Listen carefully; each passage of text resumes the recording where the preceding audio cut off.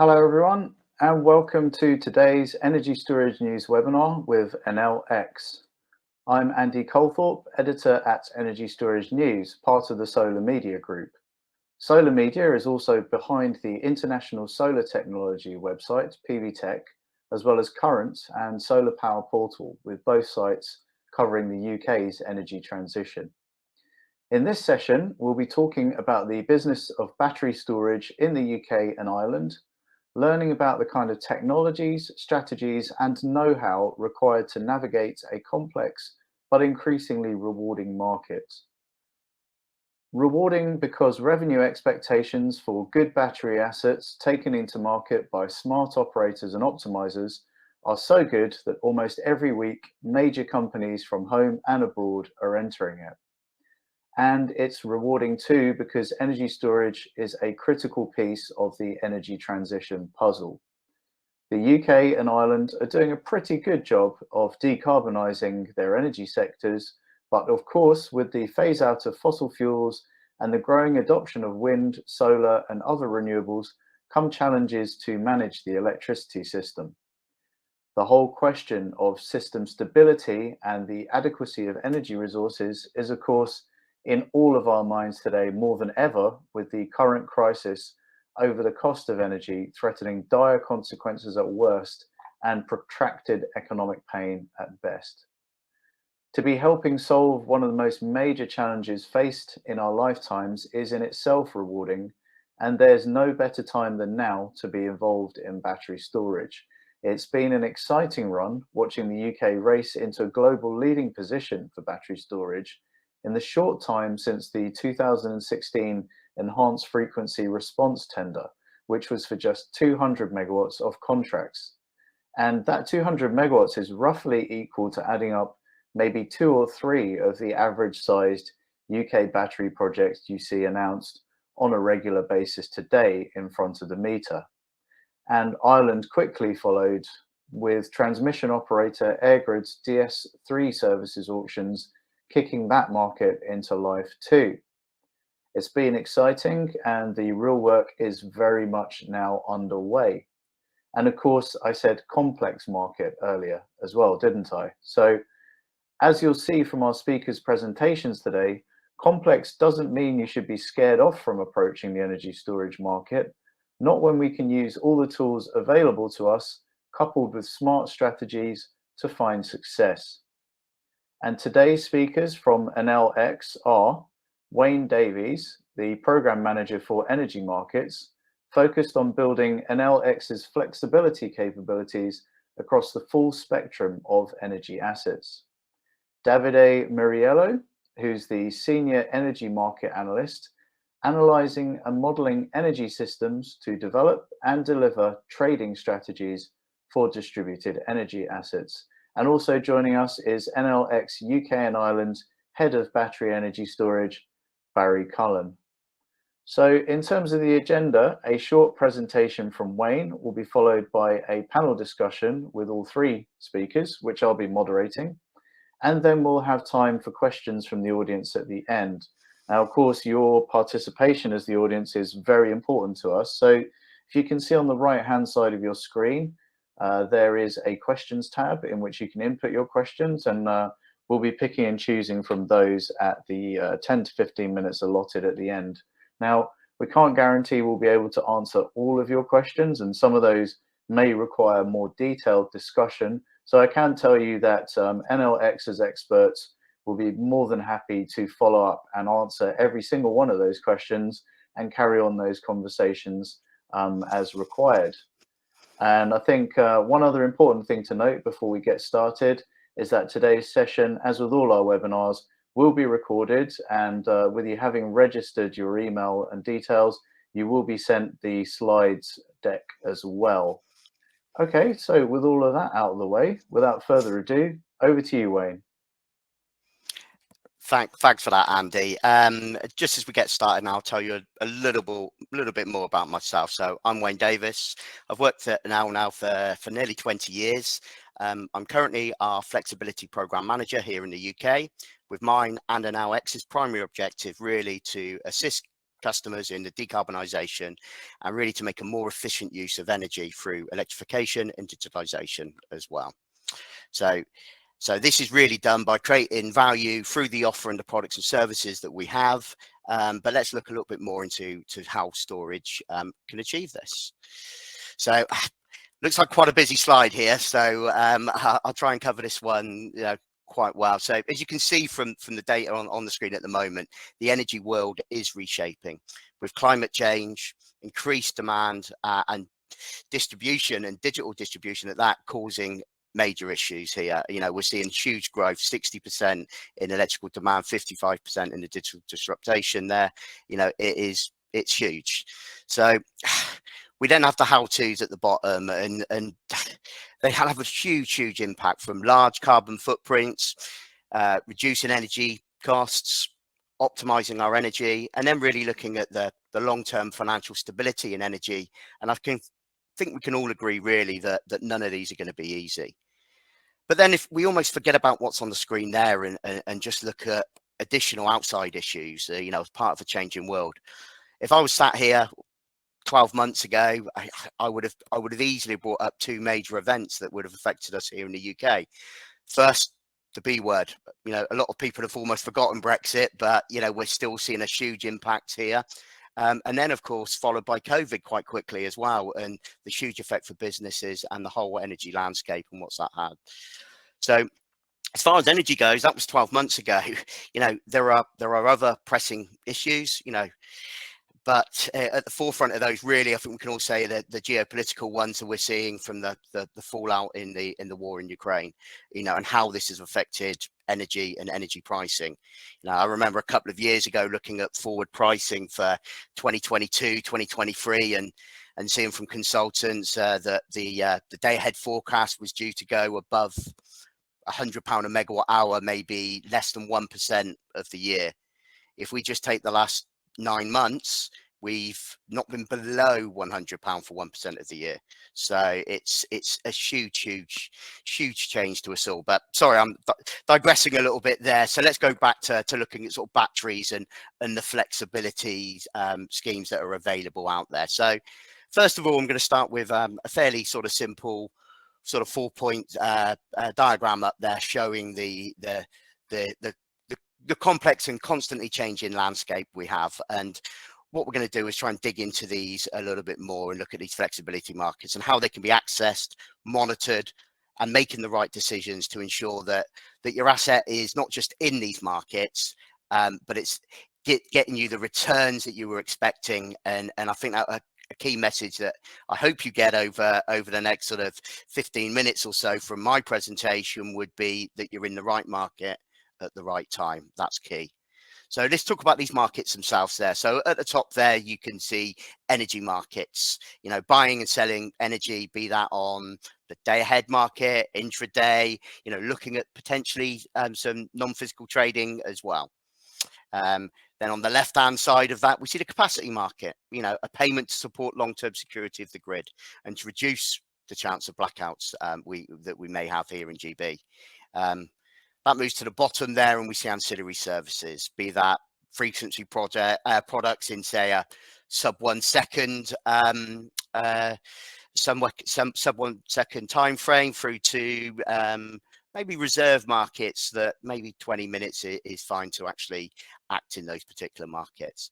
And then on the right hand side there, we've got the customer benefit itself. And, if we look behind the meter and what can be done potentially to try and save some costs there as well. So we move on from that side to this side here, and we got the sub programs as such. So we still got those 4 areas. We've got customer benefits there, we've got the ancillary services, capacity market, and at the top, energy markets. And again, we'll start with that. I mentioned wholesale trading earlier. There's lots of bits to wholesale trading. We won't go into huge depth on this call here, but the day ahead markets, forward markets, intraday markets, that's a key part to this whole energy markets piece. And that leads into the balancing mechanism and how that's changed, and the ability to make bids and offer in near real time and react to the market conditions where grid is trying to balance our system.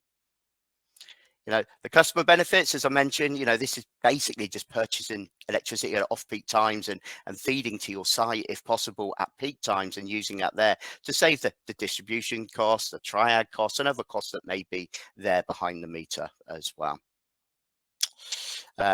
At the bottom there, we split this into two really ancillary services. We've got the reserve services, so short-term operating reserve, for example, or store as it's known. We expect that to go away over the next couple of years, and that's going to be replaced by a plethora of new schemes that are coming on board, programs such as negative slow reserve, which is one that the government have come out and spoken about already, but also the positive side of that as well, positive slow reserve, and then also the quick versions of both of those as well. And then on the far left-hand side, we go back to the capacity market. Okay, so as we've mentioned already, ensuring the security of supply, making, getting payments for being there just in case, making sure that the lights don't go out. And we see storage as having a huge part in all of this. But it's not really just the programs really there. We do have the assets there as well. And, we are talking about batteries here. We're talking about energy storage. We're looking at that here. But let's be, let's take one step back really and see, hey, what else is out there? First of all, we need to make sure here at NLX that the program fits the asset and vice versa.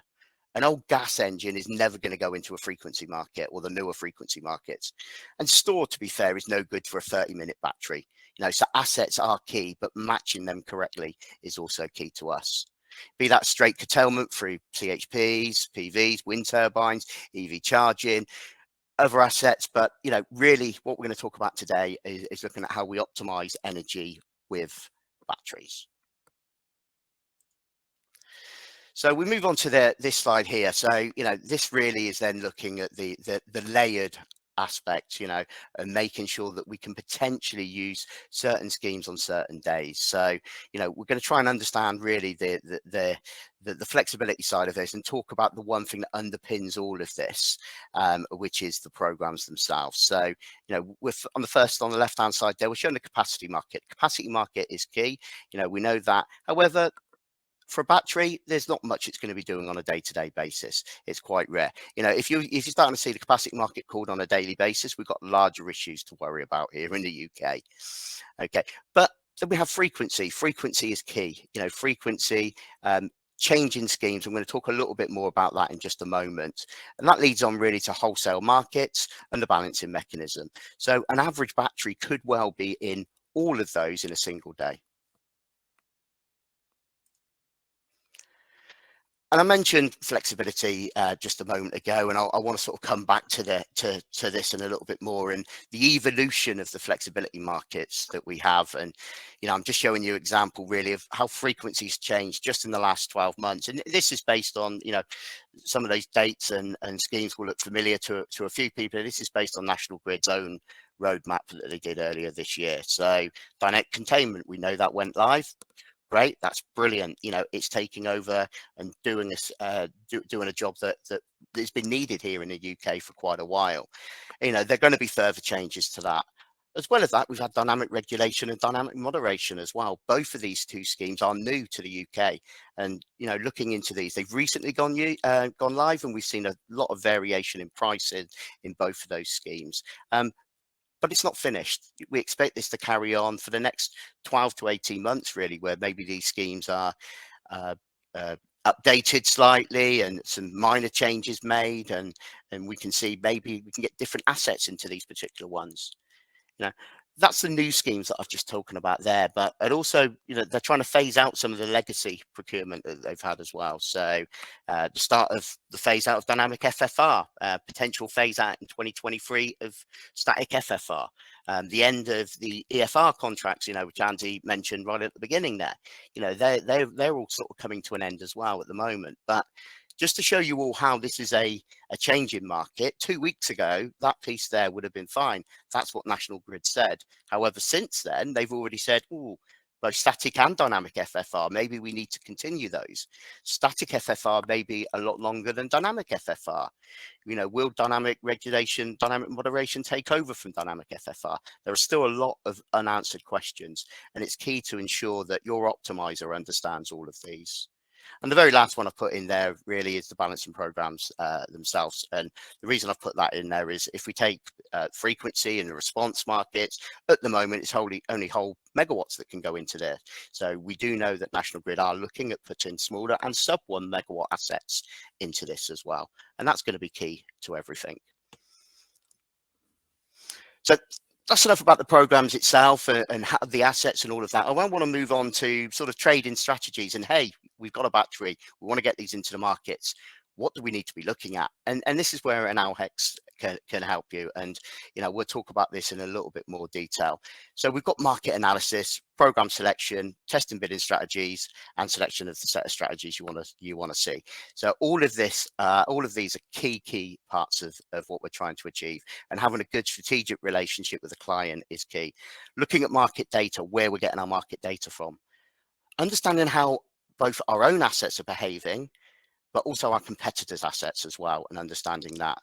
And with an ALHEX being a truly global company, looking at other technologies and markets elsewhere around the globe as well has been key to us.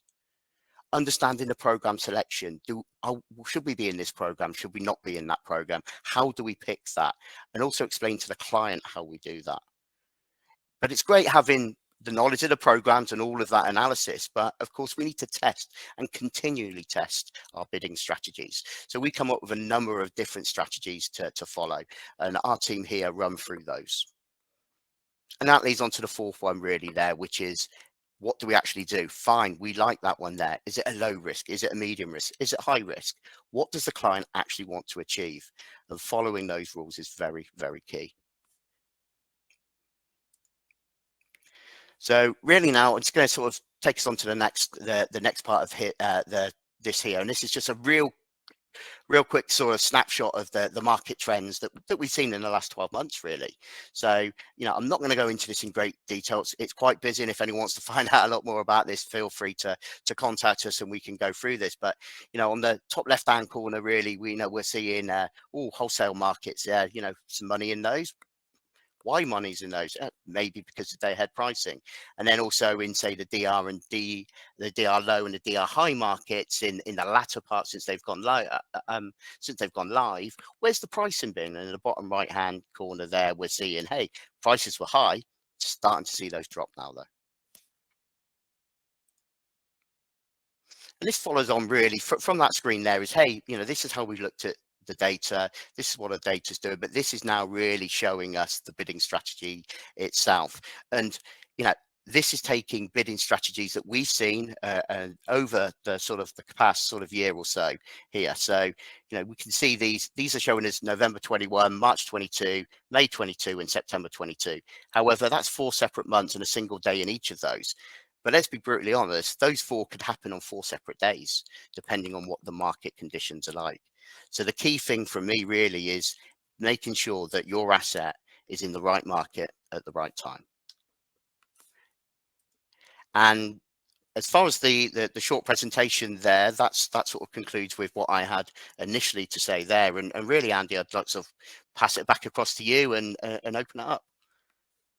Fantastic. Thanks very much, Wayne. And yeah, it's great to have that snapshot, really, I guess, of how that market is not only operating, but also evolving, and, you know, the way that it's important to have an eye on kind of all the different ways of strategizing market involvement.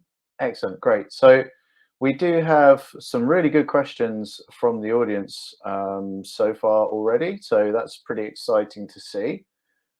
Before we go into those, though, I think I'm going to exercise my editorial privilege and take the opportunity to ask the panelists a few quick questions as well. So, guys, if you could unmute your microphones, as they say, gentlemen, start your engines.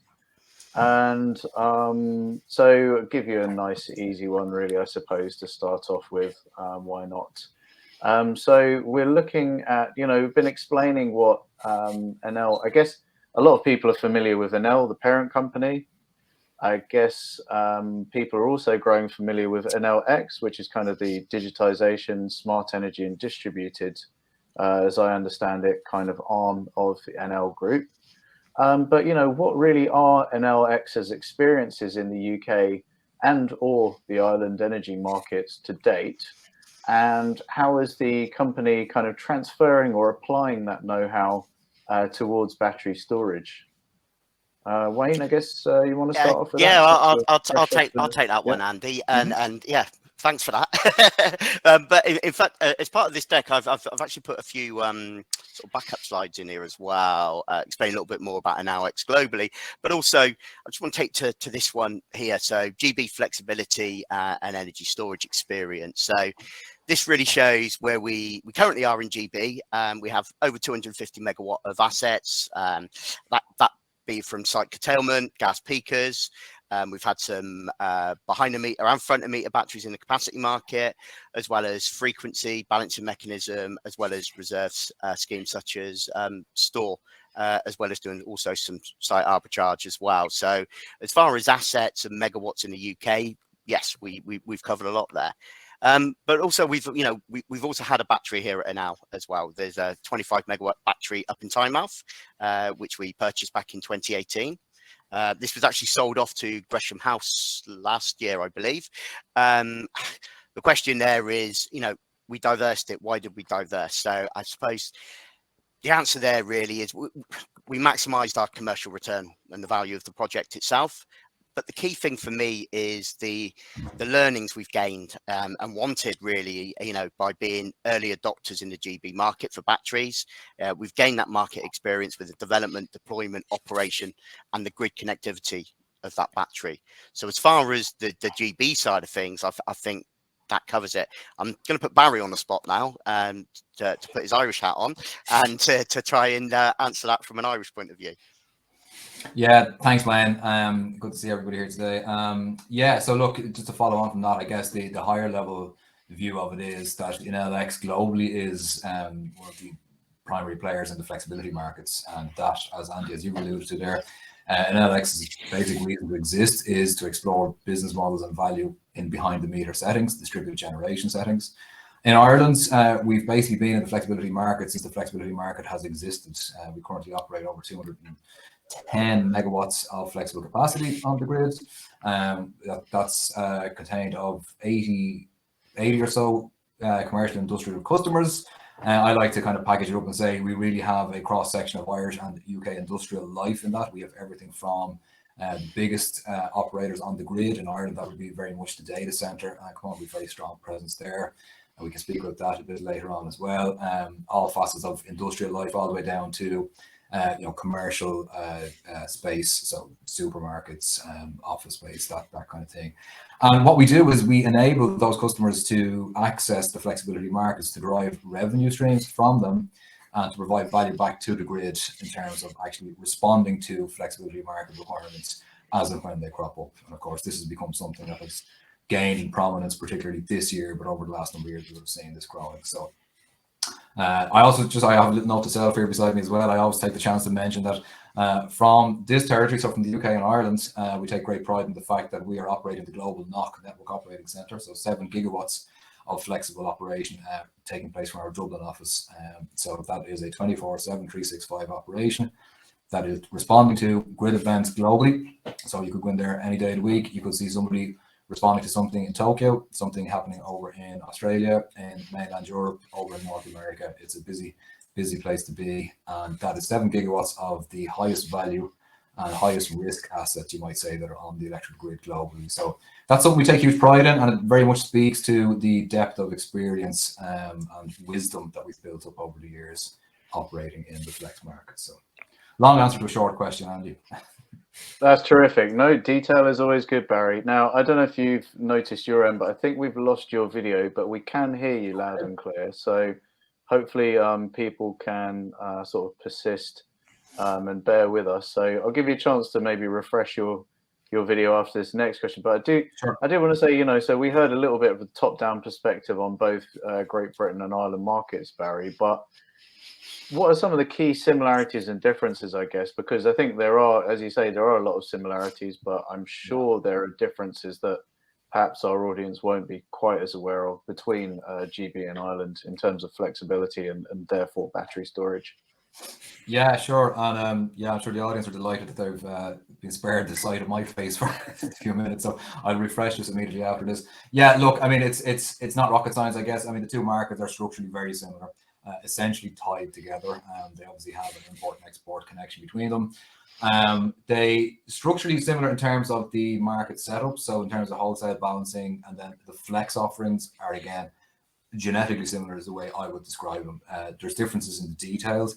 The way it kind of plays out in reality is, you might say that the way things stand right now is that the GB market is ahead in the front of meter space, and the Irish market is ahead in the behind the meter space. Largely that comes down to nuances in the market. So in the behind the meter space, over the last number of years, let's say through the pipeline building exercises we've been doing, there has been the highest value has been in the DS3 component of the Irish offering. And then there's a good layer that happens in the, let's say, the trading side, the arbitrage component. And then over in GB, as we've listened to Wayne, there's just better development in access of the front of meter of the wholesale markets in general. So front of meter over here in Ireland has had a little bit of a more, let's say, a storied entrance to the market. In the UK now we're seeing the maturity come in, and that's why we're obviously here today to talk about this, that opportunity very much abounds in that space. So look, I'm happy to discuss with people in more detail, but I think that really captures the essence of it. Of course, in both territories, you know, an LX will be in both ends of the market, front of meter and behind the meter. It's just interesting the way, I guess, you know, pipeline things play out in reality. And I think that kind of captures the general view of things right now. Terrific. Thanks, Barry. And you'll be pleased to note that everyone can see your face again. So that's, there we go. That's always nice, isn't it? Yeah, sure. Is it? You tell me. So we've got the, you know, Wayne, you were saying that the, you know, I guess whether you're in GB, Ireland, or I guess it's probably almost universal, but you said that the best market data available is key to decision making. And, you know, that sounds pretty sensible to me. But, you know, what are some of the strategies for selecting, let's say, the right parameters for that data, but also ensuring that data is of the best quality? And, you know, I guess in some ways it's easier to collect data than it is to qualitatively sift through it, I suppose you could say, or be selective in the first place on it. Yeah, Andy, and that's a great point. And I'll be brutally honest here, really. We've got Davide on the call as well. So Davide, sorry to put you on the spot here, really, as I did with Barry earlier. But, you know, if you can sort of take us through that part of the question. Sure. Thanks, Wayne. Thanks, Andy. Hello, everybody. Yeah, as you mentioned, and yeah, data is key to an energy company like us these days, and basically guaranteeing the use of the right data and the data is of the best quality is something we really think it's important. And therefore, we've developed a set of steps that we always use when we're developing a piece of analysis with NLX. So to answer your question, I'd like to go through these steps one by one and basically to explain how we try to basically reach, basically how we select the right data and how we guarantee that this data is of the best quality. The kind of analysis I'm referring to can be either forecasting or support to bidding strategies or market review. So it's important for us at the beginning of the development of any type of analysis to identify the detailed scope or purpose of the analysis, because this helps us to define what we call the parameters of the data that we need. I'm going to give some examples just to help to make it easier to understand. For example, if we need to understand the data granularity that we need, these will be very different if we're trying, for example, to assess the dispatch linked to dynamic frequency programs, because in this case, we'd need second by second frequency data, but also, instead, if we were, for example, to look at wholesale markets, we like set data settlement period with a settlement period resolution, or monthly or yearly resolution would be enough. And this leads us to the second point, which is Another very important parameter for us is the data aggregation, which is very important when looking at projects, because if we are, for example, developing a piece of analysis for a specific project, we would look into local data, locational data, rather than system-wide.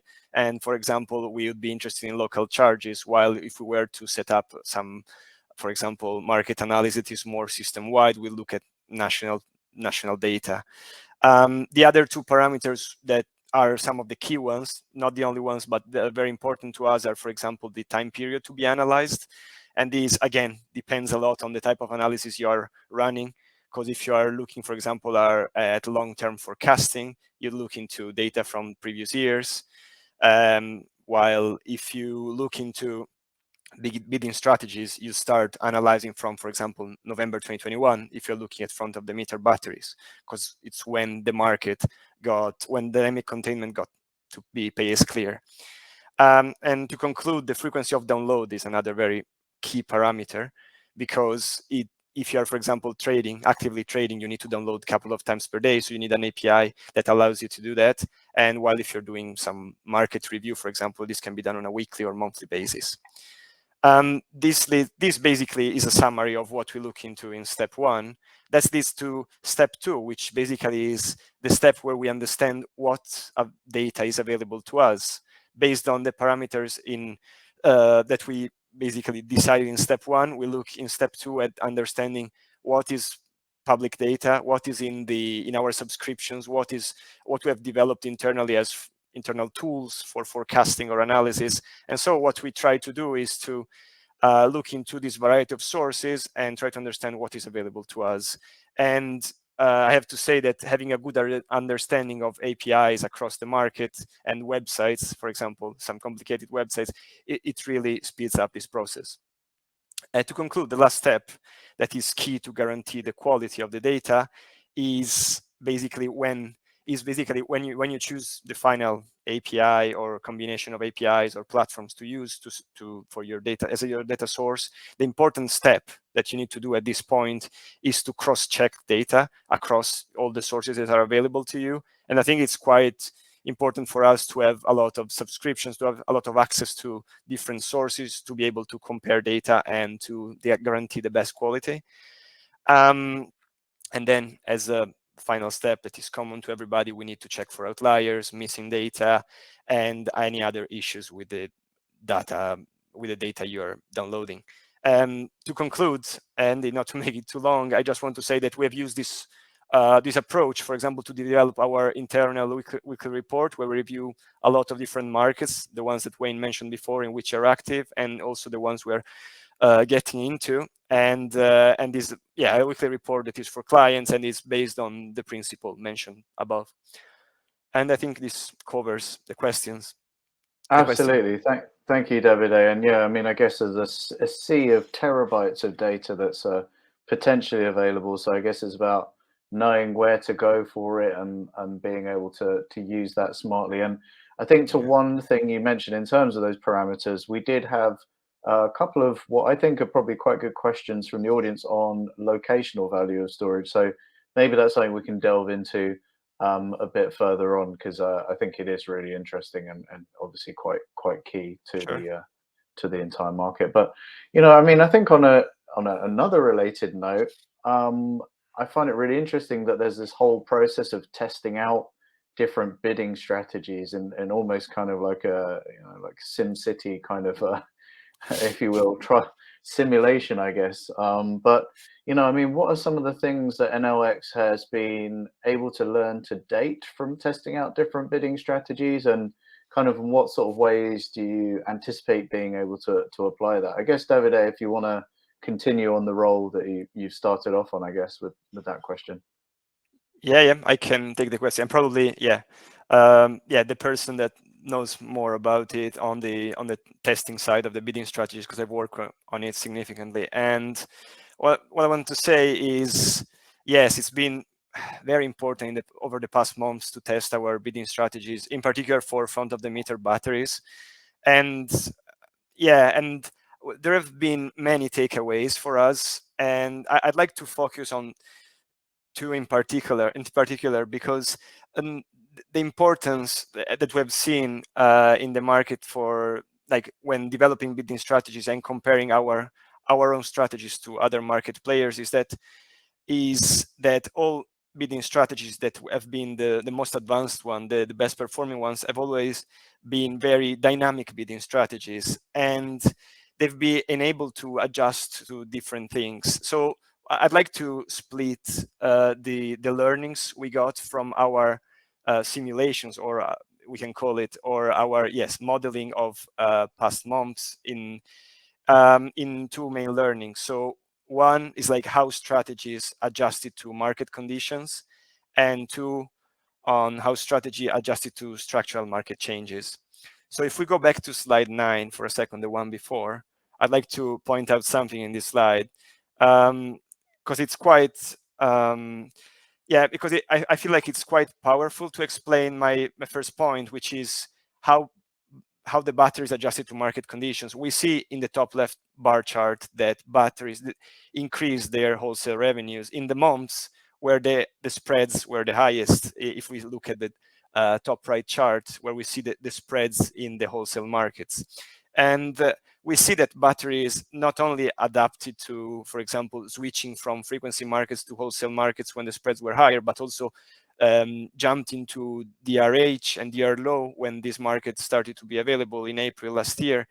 And this is not something that it's that simple. I want to explain, because all these markets we see in these gross margins here, they are not markets in which you can bid at the same time. Because if we look at FFR is a market that is tendered on a monthly basis, while DC, DM, and DR, and partly wholesale are tendered on the day ahead.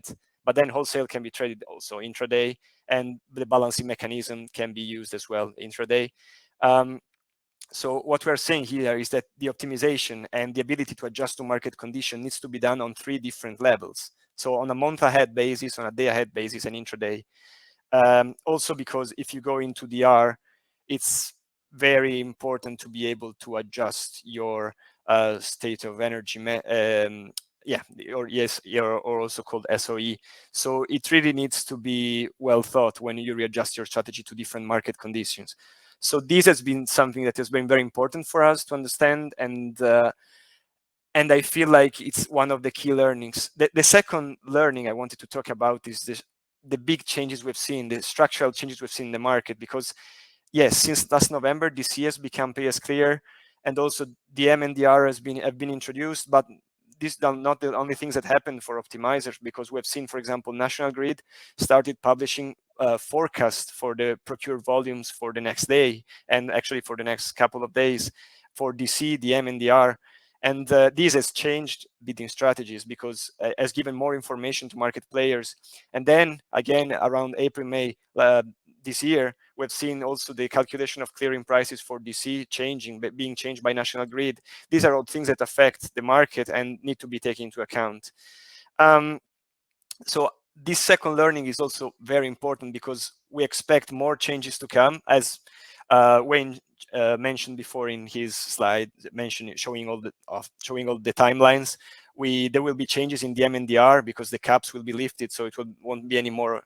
This market won't be capped anymore at 100 megawatt, but it will be there will be more options for batteries, because this, for example, the market DR high, dynamic regulation high, is saturated at the moment. So there will be more opportunities, and it's important to be very fast and act in these situations. And also FFR will change, as Wayne mentioned before. So to conclude, I just want to say that basically our learnings and that have helped developing our own bidding strategies have been automate as much as possible your bidding strategies to adapt to market conditions. And this is what the best performing strategies have done. Excellent. Thank you very much, Davide. Sorry, just while we're on there, so on slide 10 that we're looking at the moment, we have the above the line and below the line. Can we just for the audience's sake, we haven't explained much in detail this slide. So this slide is basically, as Wayne said, represents snapshots of let's say sample days, And what we are trying to show here is, as above the line are all the exports in the wholesale market or in the balancing mechanism, and also the low frequency programs. For example, we put the low frequency programs above the line because they imply a generation output if there is a low deviation in the frequency. And I can cover more in detail maybe in the Q&A section or separately if we want to go more in detail on this. But this is basically the rationale. And similarly, we put imports and high frequency programs below the line because, yeah, high frequency markets imply imports for a battery asset. If it was a different asset, that would be different in a way. But I think it's quite helpful for the eye to see them represented this way, because you can, for example, if we look at May 2022, you see that you're doing DR low and wholesale at the same time. You can do it because you're dividing your capacity into different markets. This is what we're trying to show in this slide. Excellent.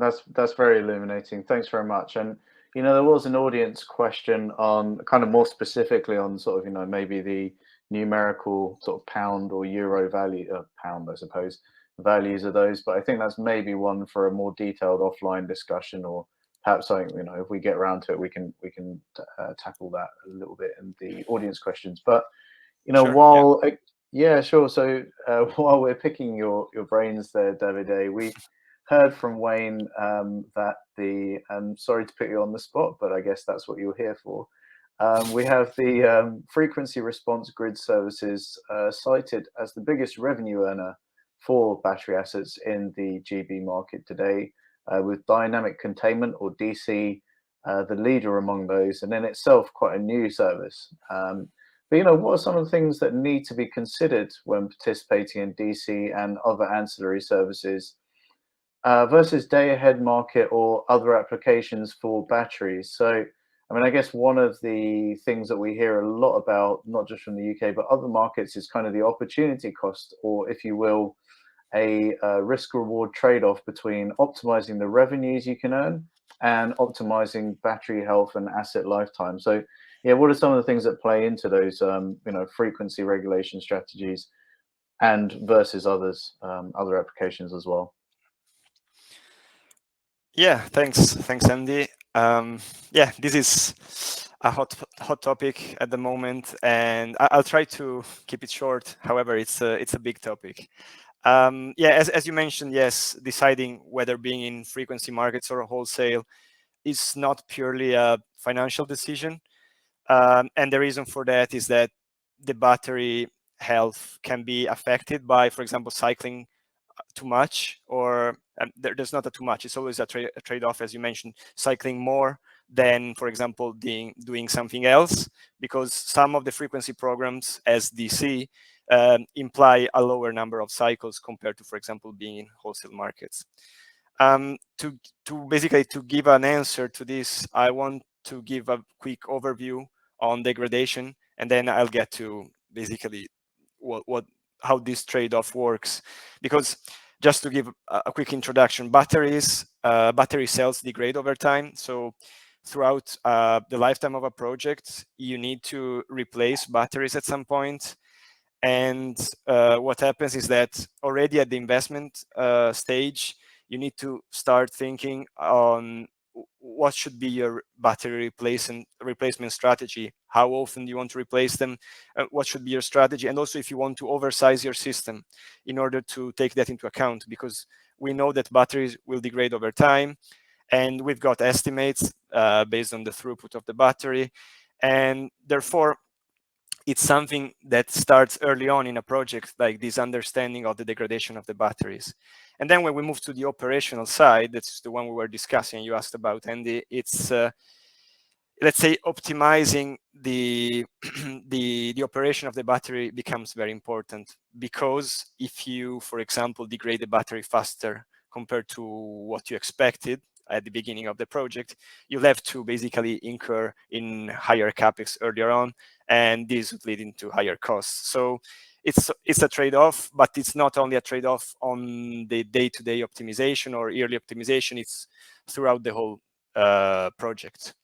And what I want to mention here is some operational limits that there are, or parameters that there are when optimizing a battery in the market, because there are three key things that you should take into account when you are optimizing a battery. And because there are limits of the state of charge. For example, there are minimum and maximum levels of state of charge that you shouldn't breach, because if you go above or below these limits, you're going to basically deteriorate the health of your battery faster. And other two things that do have the same impact, or not the same but similar impacts, are, for example, depth of discharge. That means, for example, when you're cycling a battery, how much of the state of charge you're using. If you use high depth of discharge, it means you will deteriorate the health of the battery more quickly. And the last point I wanted to make is warranty cycles. Basically, there is a number of cycles that the battery can do per year, otherwise it ends up being out of warranty. So these are three things that are very important to optimizers, because you need to bear in mind these things when you're running your optimization, because your optimization is not just a daily optimization, but it's an yearly optimization. You need to think long term as well. So what I want to say is, making money now making more money now because you're cycling more your battery could imply basically higher costs in the future and overall for the project. And as we were talking about DC, I just want to make some clarifications on this, on frequency versus wholesale, because we said, yes, wholesale is a market in which cycling is higher than DC, and it's true because you can cycle, I'll give an example, as we've seen in the past, 1 to 2 times per day, with the cycle being a full charge and discharge. But DC is an example where, yes, the number of cycles is limited because it's a post-fault program, so it's not activated that often. And this means that number of cycles is going to be a couple of cycles per month, so it's very limited number. But if we talk about DM and DR, dynamic moderation regulation, this is a completely different story, because for example, if we look at dynamic regulation, the number of cycles per day, if you're doing something like the strategy we see in the slide here in September, this could lead to 2-3 cycles per day, and you need also a long duration for your battery. So it's not a simple answer. There are a lot of ifs, but what is important to do, and I want to stress again, is when you're optimizing on a daily basis, you also have to look long term and the impacts that this could have on the asset. And this is something basically we do when we create the set of strategies that Wayne mentioned before, the different level of risks, etc. And I think I tried to summarize. No. As you say, it is a complex, deep, and fascinating subject. And, as amazing as batteries are, they're a resource, and they're a valuable resource that I think needs to be managed and used kind of really smartly. And I think you've given a really good flavor of that there, Davide. So, I mean, on the other side of that whole kind of risk reward profile, Wayne, I guess there is the financial risk that investors, or more accurately, I guess your customers, will be willing to take. I think you said that there's business models that cater to a broad spectrum of risk appetites, and there's a range of potential use cases being available for battery storage. So what really should customers be demanding from their providers, I guess? It's a great question, really, Andy, and I would say Davide's probably covered a lot of that in what he's done there, but there's a couple of pieces that he sort of mentioned that I'll touch on again, but really, a good strategic partnership. So a client knows the plan, different strategies, but two real aspects I would say that come from that, from my point of view, really, is transparency to the customer. How and where is the battery being used, the revenue streams being used, and also what revenue streams are not being targeted and why. I personally find that key, and I find a lot of people don't actually find out that information. And the second point, really, sort of following on from that, really, is good communication. Davide mentioned a weekly newsletter that we do. This shows how we're doing, the revenue streams, league tables, so transparency and communication really are the real key aspects to that, and understanding that and having the strategy with the client. I mean, I'm guessing there's going to be, in terms of, there's a risk appetite as well, but I'm presuming, and, correct me if I'm wrong, you'll have customers that are more or less happy to sort of hand over the keys to an asset and let the optimizer run it. And then you'll have others that want more, would you call it granularity, or maybe involvement, or even hand holding from the part of their optimizer or asset manager? You're right again, Andy. And it depends. It depends on the client. It depends on the strategy. So, I'll go back to that first part there, a good strategic partnership, understanding what the client wants, what the client needs. Do they have investment targets that they need to do? That helps form part of this strategy. But like you said, it might be we're reporting on these things on a daily, weekly basis to clients, going over the first month or so that, everything that we're almost doing there and, almost hand holding there. But also then going out and saying, hey, we have this strategy, have this plan, we'll follow it. We do this, we optimize energy here, we're experts at doing this, and we're proud to say, hey, we can do it, and here are our results. Excellent, excellent. So I think one final question from me, and this is really on a project that among quite a few, I guess, NLX projects that we've written about at Energy Storage News, one that kind of stands out and to be a little bit of a unique or modern use case. I'm not sure how you describe it, but basically it's the UPS, the uninterruptible power system for the Microsoft data center. And it's been really interesting to see Microsoft and others, well, from my point of view, turn their sort of data center backup into a more versatile asset, which, I suppose that may seem a little bit of a cryptic description from my part, but what can you tell us about that project and kind of the use case or use cases behind it?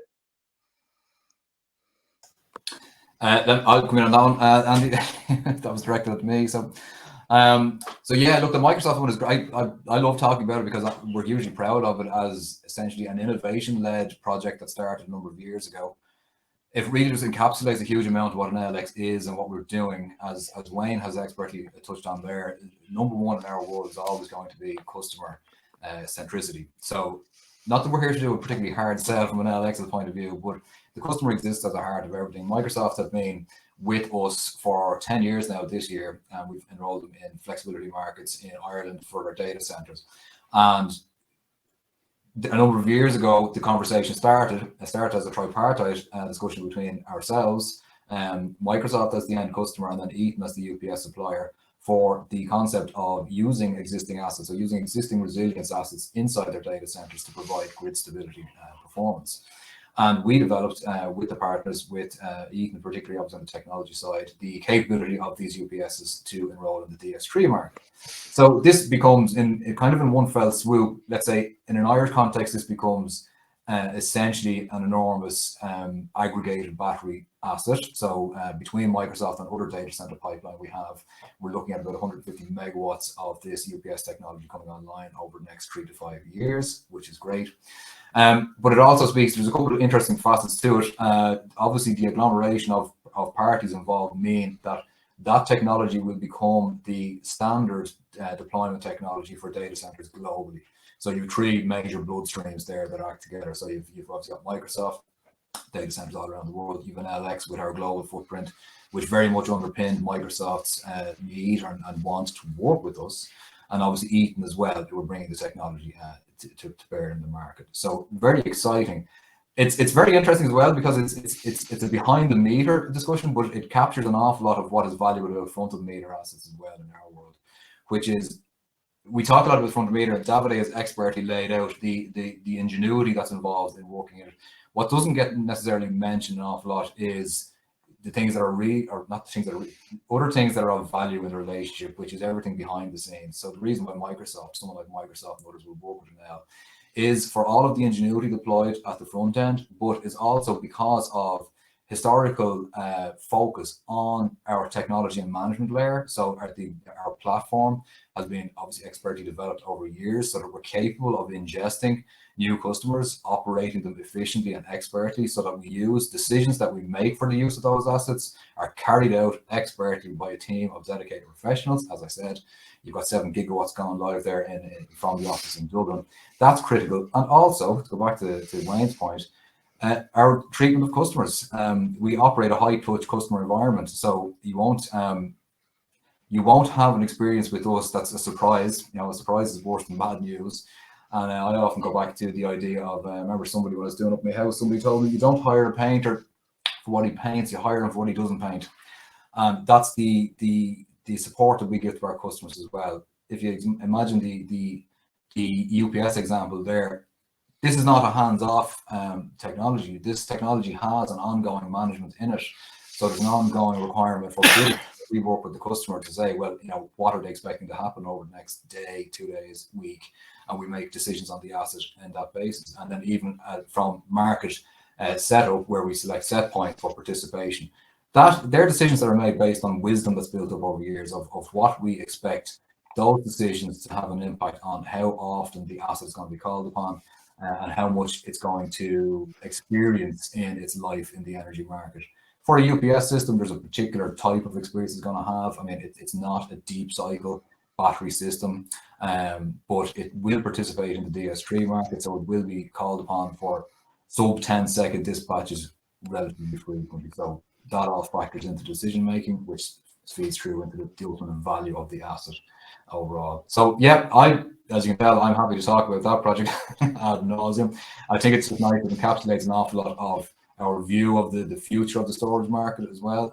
Our traditional, I suppose, focus on obviously customer centricity, our behind the meter and distributed asset focus, and how that ultimately all knits together into this front of meter optimization product as well. Yeah, thanks very much, Barry. I mean, I think it's a super interesting project, and you know, it's also pretty cool to think that there's a lot of diesel generators being used at data centers around the world. So that's an opportunity for, you know, it's quite deep decarbonization there, there. But then also, you know, you're basically turning a battery that would be standing there waiting to go into action and actually using, you know, capacity that isn't necessarily needed for the backup for more, let's say, dynamic kind of opportunities, really, I guess. So really interesting stuff. Really interesting stuff. So, okay, cool. So we have left ourselves a few minutes for questions from the audience at the end. So let's go straight into those. So I guess a nice easy one on the face of it, but let's see what you think. So Joshua Bartres, I was asking, in the context of this webinar, if we're discussing storage front of the meter or behind the meter, and I kind of asked that question really because I think, you know, somewhat disingenuously, I kind of know the answer, but I think it's good to get a direct reply from you guys. Andy, I'll jump in here, and I'd say both. You know, let's be sort of brutally honest here, but I'll expand a little bit more. And Alex and, you know, and Barry's team are primarily looking at behind the meter battery. It is something that we do specialize in. However, as we've seen in the UK, you know, it's almost at the forefront really for the in front of meter battery.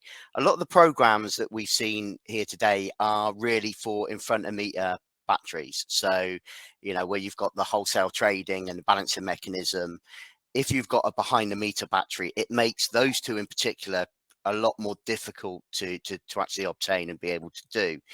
However, there are changes afoot, you know, working with other aggregators and market access partners. There are notice code changes and new codes coming in from Alexon at the moment. So, you know, I'm sorry to sort of give you sort of acronyms and sort of numbers, but P375 and 376, for example, P375 is allowing sort of secondary metering as such, sort of behind the meter, so we can meter individual assets to start to take part in schemes as well. But then P376 looks at the baselines to try and keep those together. And one that we're actually personally supporting ourselves and raising is P415, which would allow wholesale trading of behind the meter assets. So any sort of deviation from what the normal site load was doing, being able to access those markets as well. So with those code changes, some have already gone live, some going live next year, and hopefully the last one in 2024. I would say what you've seen on screen today would potentially be applicable both for in front of meter batteries and behind the meter batteries. Excellent. Thank you, Wayne. Thank you. So it's good to have some clarity on that. So question from Garrett O'Sullivan, and perhaps this is one for Davide. I'm not sure. Well, I'll leave it to you guys to decide. But Garrett asks, how should we determine the best place for storage? So Garrett used the example of large-scale storage nearer the main grid or more distributed storage among many final customers, particularly domestic consumption. But if I can maybe just wedge in a little bit more to that question, if Garrett is okay with that, I guess, you know, what does that really say about the locational value, or, you know, which node of which grid, transmission or distribution, storage is placed at? Now, that's something I'm hearing a lot more. Increasingly, people are starting to consider, say, in markets in the US. So how does that kind of look from a UK, Great Britain and Ireland kind of context? Is that a question you guys are happy to answer? Yeah, I yeah. can. Davide, you want to? Yeah, I can start answering, then you can chip in if you want. What I want to say is that there are a lot of things to take into account when making these kind of decisions, because, for example, charges are non-commodity charges are applied based on your area, and also not all services can be aggregated. So there are a lot of factors that are to take into account these days. I think things will change over time. However, if we were to be in a local market or nodal market, things would be quite different, because there would be, if we, for example, apply the US market, there would be issues that could be related to congestion in a particular area or losses depending on where your electricity is dispatched to. So there are a lot of things to take into account if we look long term. More in the short term, I think the importance is being able to aggregate loads, and National Grid is doing as much as they can to making sure that the aggregation, for example, on a GSP level, is possible in all frequency programs, and as well, the ability of aggregating products is very important, because, as Wayne mentioned before, you need to have most programs work with megawatt discrete eligibilities, so you need to be able to aggregate to at least this level. One further thing, Andy, on that question, I'm also looking at some of the other questions there, and what Andreas is saying, and Michael O'Shea as well. And when we're talking location, the actual location of the physical battery itself really needs to be sort of taken into account right at the beginning. So, the constraint maps that the DNO DSOs have, constraint is a huge issue here in the UK, and from the top up, from the government sort of down, really everyone sort of needs to get around a table and look at this in a lot more detail. For example, one behind the meter battery that I was speaking to very recently have been told by their DNO that the connection they want, which was only 3 megawatts, where you're basically talking 8 years to get that. Ooh. So a lot more discussion needs to happen, and it really needs to come to the forefront. But location, yes, locational pricing, but then also the actual physical location of the battery. Sure. I mean, we're not going to be able to decarbonize much in time with an 8-year wait, are we? And obviously that is a investors' expectations too, right? Yeah. Yeah, that's a particularly congested area. However, if you look at some of the congestion maps, they're getting bigger and bigger. I know people have been turned down 400 kilowatts for an export. It's it's very small amounts that are being refused. So strategically looking at where you want to put things is key. I think as well, yeah, just if I may add just a little bit of light and shade on that. It is all about constraints. So the future is, to give a simple answer, the answer is both. There will be front of meter and behind the meter, of course. But I think I saw a question actually in the question list there. I can't quite see it in front of me here now, but there's a question, I think, on the general theme of the future of the ancillary services, or how the market evolves. And it's interesting, we were just talking about it actually yesterday inside the walls, but the forward projections for evolution of the market, particularly in Ireland, but let's take it as an example of both because they're so close to each other. We'll see a kind of a harmonization of the ancillary services as market saturation occurs or market maturity occurs. But what we'll definitely see, which is not going away anytime soon, is a migration of value into constraint-based issues. So constraint pricing will very much live large in the future of battery assets. It's why behind the meter assets are going to be so important. It answers another broad philosophical theme as well, which is the encouragement of a prosumer attitude. So what we're going to be seeing is, and what I think both grid operators have indicated, is a growing grid citizenship aspect to it, which is that if everything we're capable of doing front of meter, that wouldn't necessarily solve the problem, because it would kind of it would keep it out of people's minds that energy is an important thing that needs to be managed. The placement of battery assets closer to demand, certainly, and then even on sites behind the meter will be important. It'll at the very least encourage engagement with the end user in managing their energy and making decisions around that. But also, of course, it becomes it's a key enabler of things like behind the meter generation, like PV systems, which of course are picking up as we see now. And the benefits of them in terms of decarbonisation and even cost reduction are critical as well to the future life. So I suppose it's like anything. It's there's no silver bullets. Silver bullets are for werewolves, as they say.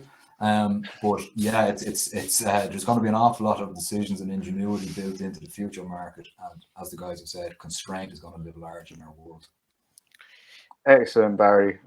Thank you very much for quoting one of my earlier pieces of work as well there with that werewolf comment.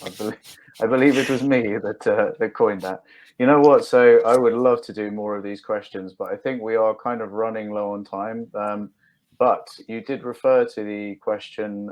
So there's a question there from Paul Barker. Paul, I think you should give yourself a pat on the back. Your question was the most popular with your fellow audience members. So I think we need to do you the justice of asking this one. And it's the one that Barry did just refer to, but I want to fire it at the three panelists to get their view. So what is the panel's view of the long-term value of ancillary services as supply for these projects outstrip demand? Maybe we're some ways off that, maybe we're not, I'm not sure. But surely the long-term pricing will settle at the opportunity cost of the wholesale market or of arbitrage. And if we could just go around all three speakers, I guess if we could also use this as an opportunity to wrap up with your, let's say, final takeaways, message from the audience, your views on the future of flexibility and battery storage, however you want to put it. This is like your free hit at the end. So who wants to go first with this one?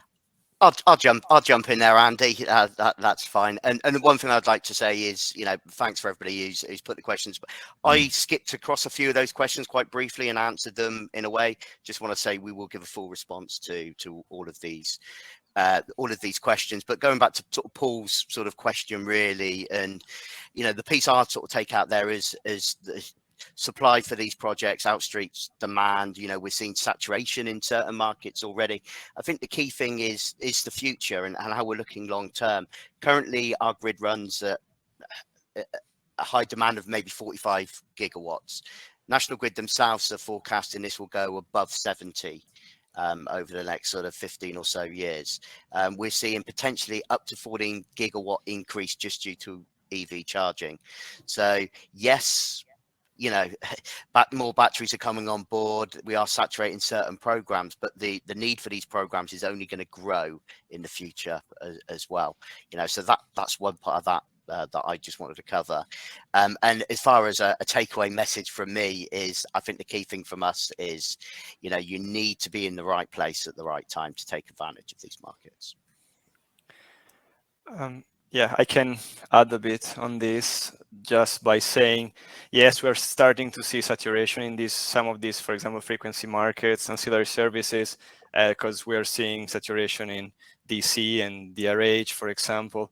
However, there will be big changes in these products, in these programs. And for example, these will replace mandatory frequency response. This will replace a lot of, and they say that the demand for these products will increase, and also more technologies will be able to participate. So it's quite tricky to basically to answer, to say yes or no if the opportunity cost will tend to the opportunity cost of wholesale arbitrage. However, this is something that, let's say that in a theoretical world, this is where the price should tend to. And the fact that National Grid is planning to move to procurement of frequency services to a settlement period basis rather than if a block will help that. And so it's a bit uncertain, but yes, there is, they say there are too many factors, and I cannot give a clear answer yes or no, because it's a complex word, all the ancillary services. But let's say there's no certainty and things keep changing, and the important is, as we said before, taking advantage of all markets, being in the right market at the right time, and not just focusing on one single market, because these static strategies won't succeed. I think I'll end it here. Absolutely. Thank you, David. Yeah, sorry, Barry? Yeah, just to endorse everything that the guys have said, the simple observation being obviously that market saturation will depress pricing or will stabilize pricing. A broader trend will be that of course, it's never quite as simple as that, because the value will still be required in terms of the physical requirement of what will be needed on the grid. The grid will still need stabilization services as variable renewables make themselves known at different times. That is simply a thing that will happen. There's more technical things behind that, of course, the size of large in feeders, what drives the actual requirement for market sizing. The simple principle would be that the value will be required across different markets. So really what you'll need to be able to do is, as David has said well there, is be able to maintain mobility between markets, because obviously as assets move between different markets, scarcities occur in real time, and then a reaction is caused on that. And my simple message, my take-home message is diversification is key, and that's what batteries ultimately allow. So customers that might traditionally have focused in on, let's say, a DS3 in Ireland position, placing a battery in will allow you to continue that position, but also have positions in other markets as well. So into the capacity market, and then into wholesale or balancing positions as well, depending on some other factors, but broadly speaking that. So as the natural kind of, let's say at a wholesale level, as natural variability occurs in pricing, we would expect to see a move towards, as we said earlier on, constraint-based pricing, and then even kind of simple arbitrage on the wholesale market driving that. So a lot of volatility in wholesale pricing. So positioning to be able to make use of that, whether it be by, obviously we're talking battery storage here today, or just switching things on and off in a more traditional sense. But battery storage obviously offers the key advantage, certainly behind the meter, of being able to maintain primary business operations whilst maximizing positions in these markets behind the scenes. Fantastic. Is that a catchy answer? I'm not sure, but I think it's a sensible answer, and I think that's pretty much all any of us is really needs in this interesting point in history, I guess. I mean, we saw yesterday at I wasn't able to attend, unfortunately, but the European Association for Storage of Energy is holding a conference that was attended by Maros Sefcovic of the European Commission, Vice President of the European Commission, who gave a speech very eloquently, I thought, pointing out the critical role that battery storage and other forms of energy storage play and will have to play in terms not only of decarbonisation, but in terms of mitigating energy crises that are on multiple fronts at the moment. I don't think I need to go into too much more detail on that. The way that batteries and other storage can help with energy security, ultimately bring prices down. And while, from my layman's understanding as a journalist, well, I think some of the ancillary service markets might have a limited depth to them. Obviously, their need for more batteries and storage to kind of, provide that flexibility and stability to the system only really seems to grow. Like, I think that's the consensus broadly across the board. So I'd like to just one last time say thank you very, very much to our speakers from NLX. And of course, as importantly, or even more importantly, thank you so much to the audience for attending today. As I said, the slides recording will be available. Any questions that you asked, NLX will be more than happy to answer and to follow up with further discussion. So with all that in mind, thank you very much for your time today, everyone. And yeah, wish you all a good day and rest of the week. Thank you. Thanks, everyone. Thank you. Cheers all.